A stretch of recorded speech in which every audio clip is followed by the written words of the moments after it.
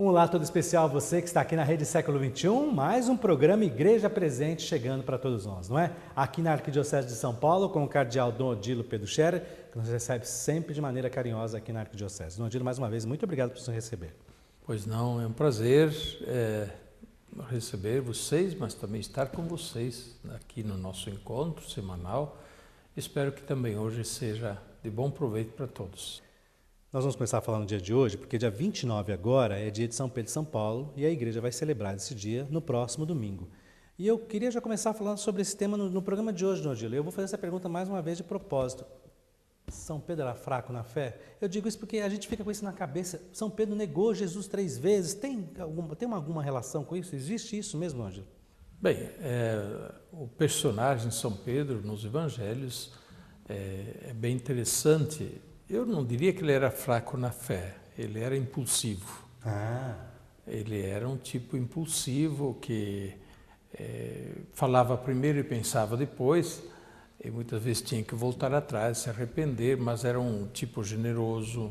São Pedro, uma pessoa extremamente generosa, alguém que depois se dedicou inteiramente a Jesus Cristo, o tipo da pessoa fiel. No caso, negou Jesus por uma fraqueza, porque se viu ainda naquele aperto lá dentro do processo do julgamento de Jesus, o medo e assim por diante, a pressão. É claro, não foi bonito que São Pedro tenha negado Jesus, mas São Pedro queria bem a Jesus e queria estar, e depois deu a sua vida por Jesus. E foi por causa dessa fidelidade que ele se tornou um líder? Mas ele era líder, ele era um líder nato. Jesus o escolheu como, diria, chefe do grupo dos 12 apóstolos, pelas qualidades que São Pedro tinha, naturalmente, a sua capacidade de liderança, mas também o seu grande coração, a sua generosidade, eu diria a sua fé, e, claro, a sua capacidade de se doar, de amar de todo o coração. E o encontro de Pedro e Paulo existiu, Dom Odilo? Claro, existiu, e nos Atos dos Apóstolos nós temos clara referência a isto, que São Paulo foi procurar São Pedro. Depois da conversão, Paulo foi procurar Pedro, ficou alguns dias com Pedro e se confrontaram sobre algumas questões relativas à pregação do Evangelho. Era para poderem estar em sintonia? Exatamente, é o que Paulo diz, que ele queria estar em sintonia com os outros apóstolos, estar em sintonia com o Evangelho de Jesus, mas não queria justamente estar, digamos, em oposição aos outros apóstolos, como ele diz, para não correr o risco de estar pregando em vão. Por isso a pregação dividida, diríamos assim, não edifica, é pregação que destrói. Por isso que também na igreja há tanta importância na questão da unidade. É porque Jesus já desde o início pediu que os apóstolos fossem fossem unidos entre si, mas unidos a Ele, para que assim houvesse credibilidade também na pregação deles. Dom Odilo, nós vamos falar mais até sobre esse tema no próximo domingo, mas de hoje, nesse domingo até o próximo, quando nós devemos nos preparar e viver essa semana, já preparando para o próximo domingo, essa festa de São Pedro e São Paulo? Sim, porque é no dia 3 que nós vamos celebrar na liturgia, no domingo mais próximo, depois do dia 29 de junho, de modo que será no domingo, agora, dia 3 de julho. É também o dia do Papa, o dia de recordar, que todos nós devemos rezar pelo Papa, devemos estar unidos ao Papa, não apenas na simpatia, mas também na obediência, da unidade da fé, não nos desgarrar do Papa. O fato de permanecermos unidos ao Papa é garantia de estarmos na verdadeira igreja, estarmos unidos na verdadeira fé, na comunidade dos discípulos de Jesus. Entendi. Olha, vamos nos preparando aqui, vamos estudar mais um pouquinho. A exortação apostólica pós-sinodal, Amoris Laetitia, sobre o amor na família. Estamos estudando aqui a cada domingo, um trecho, um pedaço. Estamos no capítulo 4. E para o dia de hoje, Dom Odilo, ficou aqui essa questão do matrimônio e a virgindade. E eu vou ser direto, porque muitas pessoas falam sobre isso. Precisa ser virgem, não precisa ser virgem, temos que ter a virgindade para o casamento? Como é que funciona isso através aqui da exortação, Dom Odilo? Olha, aqui temos que considerar bem como as coisas são vistas no contexto, né, da vida cristã, né?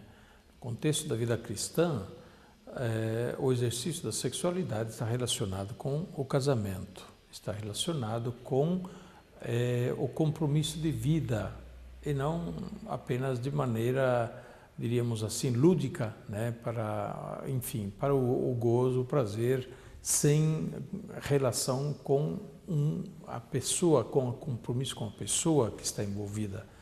Então, nesse sentido, sim, a igreja pede que os jovens, os noivos, se abstenham ainda de ter, né, digamos assim, as relações que são próprias daqueles que estão casados, para que possam realmente se preparar adequadamente para o casamento, não queimar as etapas, diria, né?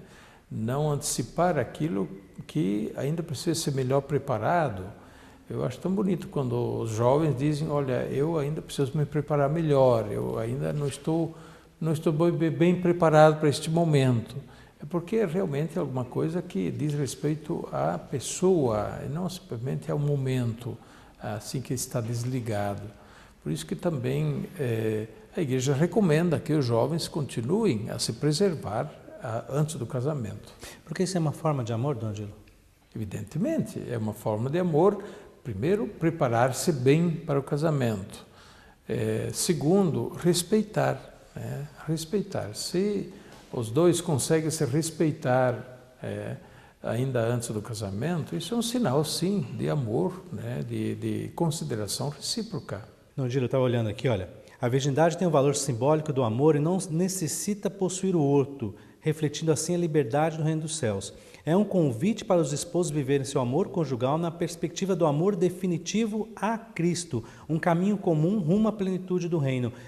Aí eu posso complementar? É um caminho que os dois se preparam lá no namoro, na época de noivos, vão casando, mas que supera as transformações do dia a dia de casal, porque são dificuldades que vão aparecer, são problemas que vão aparecer na família. Esse amor em plenitude, vivendo na vida de Cristo, nos ajuda no dia a dia da família, no dia a dia da comunidade?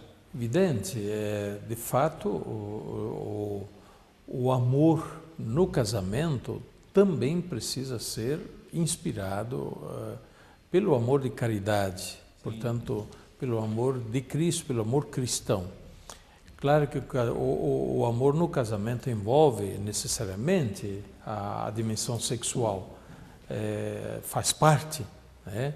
Porém, existe um momento em que este amor, digamos assim, sensível, não tem mais toda aquela motivação, aquela atração. E, no entanto, permanece o empenho das pessoas. E aí chega o momento de amar com amor de caridade. E o amor de caridade vale para todos os momentos, mesmo quando estão na flor da juventude, na flor, digamos assim, do vigor, da saúde, do físico e da sexualidade, vale mesmo assim, porque precisa mesmo assim o respeito, precisa mesmo assim a dedicação, precisa mesmo assim, digamos assim, aquele amor dedicado nos pequenos gestos do dia a dia, mesmo quando não é possível, né, que haja, digamos assim, o contato sexual. Então, também o amor no casamento precisa ser iluminado, motivado por um amor maior. Este amor maior é o amor que se inspira no exemplo de Cristo, né, de doar a vida, de querer bem, de amar, além de toda a vantagem que se possa ter para si. Sim. E, Dom Adilo, para aqueles pais que estão nos assistindo agora, até para aqueles avós também que estão nos assistindo, e que estão com os adolescentes, com os jovens em casa, e que ficam nas universidades, que ficam no dia a dia, no trabalho, e ficam com aquela palavra que virgindade é coisa do passado, que não se deve mais se proteger, que não tem mais isso. E os pais ficam, às vezes, contra a parede falando assim, o que eu falo, como eu mudo, como eu me coloco diante disso? Qual é a palavra que a igreja tem? Qual é a dica que o senhor tem para a gente poder seguir isso, para poder trabalhar isso, Dom Adilo? Eu entendo que é uma questão bastante difícil dentro do mundo em que vivemos, mas não é só de hoje, né? Também no tempo de Jesus, quando Jesus falou dessas coisas com os apóstolos ficaram assustados e disseram, mas então quem pode salvar-se? Jesus disse, não, nem todos são capazes de compreender isso e de viver isso. Alguns, né, consegue, né? E é graças à força do Espírito de Deus que se consegue viver, e com a motivação da fé consegue-se viver.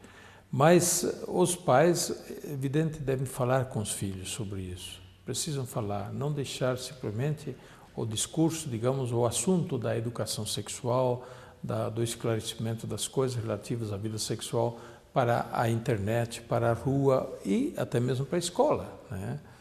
Os pais devem fazer a sua parte, educar os filhos de acordo com os valores nos quais eles próprios também creem e que a igreja ensina, orienta como referência de valores cristãos, valores que edificam, que não são ruins, né? Valores que são bons, né? Valores que ajudam a vida a se tornar mais plena.